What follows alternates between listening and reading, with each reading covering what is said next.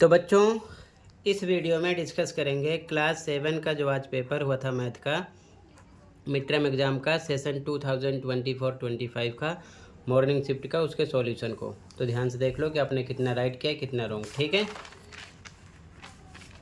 दोनों मीडियम के बच्चे ध्यान से देखते चलेंगे। क्वेश्चन नंबर 1 का 1। ठीक है बच्चों, सेक्शन ए। पहला क्वेश्चन था, निम्न में से कौन सा पूर्णांक रिक्त स्थान भरेगा? Which of the following integers will fill the blanks. तो देखो ध्यान से, यहाँ पर हमें कितना फिल करना था कि -43 आ जाए। 0 प्लस मान लेते हैं एक्स है इक्वल टू -43 के।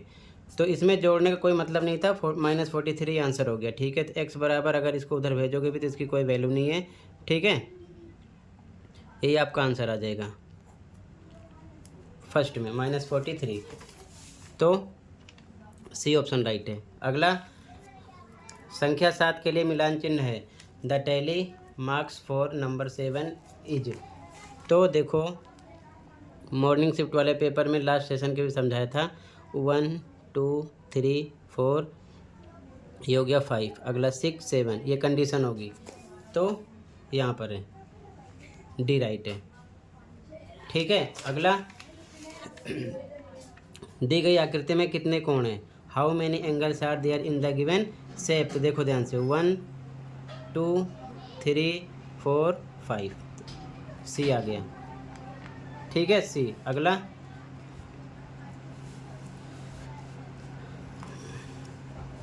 क्वेश्चन, 7 सेंटीमीटर त्रिज्या वाले वृत्त का क्षेत्रफल ज्ञात कीजिए। Find the area of the circle of radius 7 centimetre is.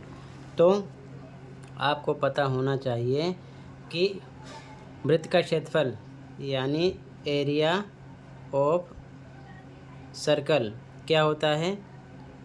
वृत्त का क्षेत्रफल फॉर्मूला पाई आर स्क्वायर होता है। तो पाई का मान 22/7 होता है। आर आपको पता है कितना है, 7 स्क्वायर है, डबल टाइम रख सकते हैं। 7 से 7 कट गया, 22 का 7 से मल्टीप्लाई करो, 7 दूना 14, 7 दूना 14 1 15। ठीक है ना, सेंटीमीटर स्क्वायर 154 आ गया। तो यहाँ पर आपका डी ऑप्शन हो गया था।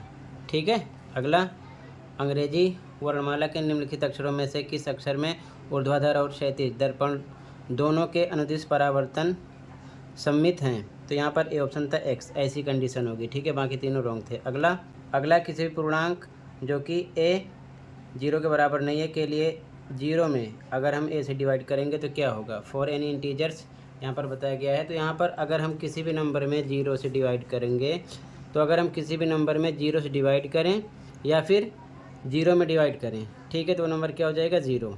ठीक है, तो यहाँ पर 0 आता, डी हो गया। ठीक है, आगे, निम्नलिखित में से कौन सा पूर्णांक उसके पूरक कोण के बराबर है? Which of the following angle is equal to its complement. तो 2 की वैल्यू 90 होती है। ठीक है, अगर हम x प्लस एक्स इक्वल करेंगे 90 के तो हो जाएगा 2x इक्वल टू 90 के। तो x आपको मिलेगा 90/2 यानी कि 45। ठीक है, 45 ये भी होगा, 45 ये भी होगा। ठीक है, तो यहाँ पर आपका आंसर कौन सा था? सी। ठीक है, अगला, एक वृत्ताकार क्षेत्र के चारों ओर की दूरी कहलाती है। The distance around a circle region is known as its. तो यहाँ पर देखो, ये इस प्रकार ये क्या हो जाएगा? टोटल वृत्त की परिधि बन जाएगी, चारों ओर की दूरी। तो यहाँ पर ए ऑप्शन हो जाएगा सरकमफरेंस। ठीक है, अगला, निम्नलिखित में से कौन सा कथन सत्य है? -5 ये बड़ा है किससे? -7 से, यही सत्य है। ठीक है, क्लियर है, बाकी तीनों रॉन्ग हैं। अगला, एक रेखा के कितने अंत बिंदु होते हैं? How many and points does a line have. तो वो रेखा जो होती है बच्चों दोनों तरफ बढ़ती जाती है। ठीक है, तो कोई एंड पॉइंट नहीं होता, यानी कि 0 आएगा, ए ऑप्शन। अगला, वृत्त के क्षेत्रफल का अर्धवृत्त के क्षेत्रफल से अनुपात होता है। The ratio of area of circle to the area of semi circle. तो ध्यान से देखो, वृत्त का क्षेत्रफल होता है पाई आर स्क्वायर और बटे में अर्धवृत्त का क्षेत्रफल पाई आर स्क्वायर बटे में 2 होता है। अगर इसे आप सोल्व करोगे तो पाई आर स्क्वायर गुणे ये 2 ऊपर चला जाएगा और नीचे पाई आर स्क्वायर बचेगा, ये कट गया, नीचे ऊपर 2 है नीचे 1 है, यानी कि 2:1 आ जाता। ठीक है, सी ऑप्शन हो गया। अगला, पूर्णांक जिसका गुणनफल -1 के साथ 1 होता है। The integer whose product with -1 is 1 is. अब देखो ध्यान से, -1 में हम किससे मल्टीप्लाई करें, कितना आ जाए, प्लस का 1, तो -1 से ही कर सकते हैं, तभी तो क्या आएगा, +1 आएगा। ठीक है, या दूसरे तरीके से कर सकते हो, -1 मान लेते हैं x से मल्टीप्लाई करेंगे, कितना आना चाहिए, 1, तो x इक्वल टू ये 1 है, ये नीचे आ जाएगा -1, डिवाइड करोगे तो आपको क्या मिल जाएगा, -1, तब भी आपको -1 ही मिलेगा, तो यहाँ पर -1 आ जाएगा। ठीक है, सेक्शन बी स्टार्ट हो गया। ऐसे पूर्णांक युग्म लिखिए जिनका योग -5 हो। तो देखो -3 -2 हो गया, आप और कोई सा भी नंबर लिख सकते हो। ठीक है ना, इन दोनों को प्लस करोगे, -3 फिर प्लस -2, तो ये -3 ये प्लस -2 बराबर आएगा -5। ठीक है, इस प्रकार अंतर -2 हो तो -5 -3। अब जैसे -5 लिखा, फिर अंतर के लिए माइनस, फिर -3 है अगला, तो हो जाएगा -5 माइनस +3। आगे सोल्व करोगे तो -2 आएगा, बड़े का निशान लग जाएगा। ठीक है, ये हो जाता, ये इसका आंसर हो जाता।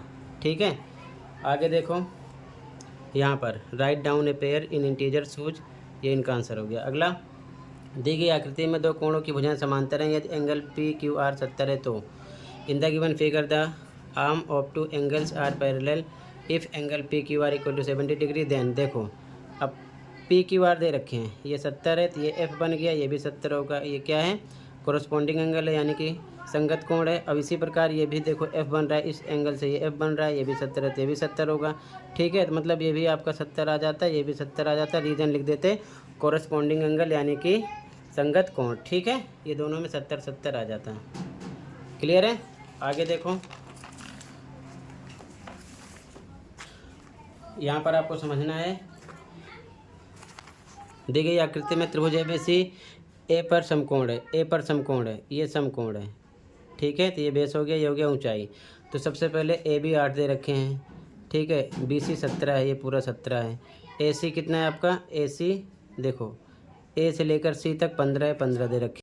सॉल्यूशन देखो बच्चों, तो सबसे पहले हमें निकालना है त्रिभुज ए बी सी का क्षेत्रफल। ठीक है, यानी find the area of triangle A B C. तो यहाँ लिखेंगे एरिया, पहले निकालेंगे एरिया। आंसर नंबर 4 का फर्स्ट है। फॉर्मूला होता है 1/2 इंटू बेस इंटू हाइट, 1/2 आधार गुणे ऊंचाई। आधार आपका देखो ये, अगर ये 90 डिग्री है तो ये आधार हो गया 1/2 इंटू बेस, यहाँ लिखते 8, ऊंचाई ये हो गई 15। ठीक है, 2 कम 2, 2 चौके 8, इसके आगे 4 गुणे 15 यानी क्या आ जाता है 60। ठीक है, 60 सेंटीमीटर स्क्वायर। ठीक है, सेंटीमीटर में है, ये आ गया। एडी निकालना है। अब दूसरे एंगल से देखो पूरे ट्रायंगल को। अब इसके बाद में फिर से निकाल लेते हैं area, 1/2 into base into height. अब यहाँ पर आपको देखना है, बेस ये ले लेना है, बेस हो गया 17, तो हो जाएगी हाइट 90 डिग्री यहाँ पर है। ठीक है, एरिया आ चुका है 60, तो 60 पूरे का ये भी आएगा, 60 रख दिया, 1/2, बेस रखेंगे 17, हाइट आपकी एडी है तो यहाँ पर रख दिया एडी। ठीक है, सॉल्व करेंगे तो ये इधर आएगा, मल्टीप्लाई के साथ हो जाएगा, 60 गुणे 2 बराबर इधर बचा 17 गुणे एडी, तो 120 आ गया बराबर 17 गुणे एडी के, तो 17 डिवाइड में आ जाता। ठीक है ना, एडी आ जाता, ये सेंटीमीटर यहाँ पर लगा देते, इसका आंसर हो जाता। ठीक है, चाहो तो डिवाइड कर लेते। आगे इन दोनों का आंसर हो गया। अगला, निम्नलिखित आकृतियों में से सममित रेखाओं की संख्याएं बताइए। एक समचतुर्भुज में 2 होती हैं, समांतर में 0 होती है। ठीक है, रोम्बस में 2, पैरेललोग्राम में 0। अगला व्युत्क्रम लिखना था, योज्य व्युत्क्रम यानी कि एडिटिव इनवर्स। तो यहाँ पर देखो प्लस का 23 है, -23 हो जाता, माइनस में 39 है, प्लस में 39 हो जाता है, ये आंसर है। निशान बदल के लिख देना था। ठीक है, -23 और ये माइनस में है तो प्लस में 39 हो जाता। आगे देखो, प्रत्येक कोण के प्रकार बताना है। ये आपका क्या है, ये बच्चों ऑब्ट्यूज एंगल है यानी कि अधिक कोण, और ये कंप्लीट एंगल यानी कि पूर्ण कोण, ये ध्यान में रखना। ठीक है, लिख दिया इधर साइड में। आगे अथवा वाला, यहाँ युग्म बताना है, कौन सा युग्म बन रहा है, एंगल पेयर। ठीक है ना, कौन सा बन रहा है, तो देखो यहाँ पर एफ बन रहा है, तो ये क्या हो गया, संगत यानी कोरस्पॉन्डिंग एंगल लिख देना था आपको। और इसमें देखो ये एक साइड हो रहे हैं, समझाया था मैंने, तो ये लीनियर पेयर चल रहा है, तो यहाँ पर लीनियर पेयर लिखो, हिंदी में रैखिक युग्म। ठीक है, यहाँ पर लीनियर पेयर और यहाँ पर कोरस्पॉन्डिंग एंगल, ठीक है, लिखना था आपको। क्लियर है? तो टोटल मैंने इतना डिस्कस कर दिया। बाकी पेपर का सॉल्यूशन शाम तक प्रोवाइड कर दूंगा, पूरे पेपर का सॉल्यूशन, ठीक है। तो फिलहाल आज की वीडियो में इतना ही था। कमेंट में लिंक ओपन करके आप बाकी सभी पेपर के सॉल्यूशन देख सकते हो, ठीक है। तो देख लेना, अपने स्कोर चेक कर लेना, सभी पेपर के कंप्लीट आंसर अपलोड हैं, ठीक है। आगे क्वेश्चन देख सकते हो। तो आज की वीडियो में इतना ही था बच्चों, मिलते हैं अगली वीडियो में। Thank you for watching.